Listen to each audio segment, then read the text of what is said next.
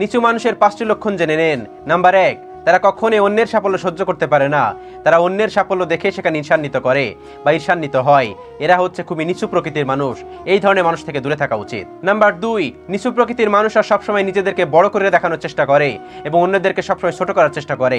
এদের থেকে দূরে থাকুন, কারণ এদের কাছে কখনোই আপনি বড় হতে পারবেন না। এরা সবসময় আপনাকে ছোট করে বা নগণ্য করে কথা বলবে। এরা হচ্ছে খুবই নিচু প্রকৃতির মানুষ। নাম্বার 3, এরা সামনাসামনি আপনার খুব ভালো ব্যবহার করলেও পিঠ পিছে এরা সবসময় আপনার অসম্মান করার চেষ্টা করে। আপনার সবসময় কি সম্মান নষ্ট হয় সেটাই তারা চেষ্টা করে। এটা হচ্ছে নিচু মানুষের মন মানসিকতা বা নিচু মানুষ। এদের থেকে দূরে থাকার চেষ্টা করুন। নাম্বার 4, কেউ ব্যর্থ হলে বা কেউ কষ্ট পেলে এরা মনে মনে অনেক বেশি শান্তি অনুভব করে এবং এরা খুশি হয়, উপভোগ করার চেষ্টা করে।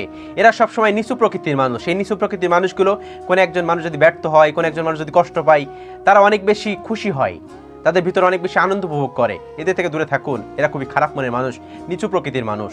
এবং নাম্বার 5, নিচু প্রকৃতির মানুষরা কখনোই নিজের ভুল স্বীকার করে না। এরা সবসময় নিজের দোষটা অন্যের পর চাপানোর চেষ্টা করে। এরা হচ্ছে নিচু প্রকৃতির মানুষ। এদের থেকে দূরে থাকুন।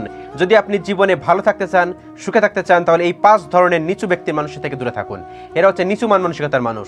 এই মানুষটা তো আপনার কখনো সম্মান দিবেই না, বরঞ্চ আপনি সেখানে আরো বেশি কষ্ট অনুভব করবেন, অনেক বেশি কষ্টের মধ্যে থাকবেন। সেজন্য এই 5 ধরনের মানুষ থেকে দূরে থাকুন, আপনি ভালো থাকবেন। এরা হচ্ছে নিচু প্রকৃতির মানুষ, সবসময় মনে রাখবেন।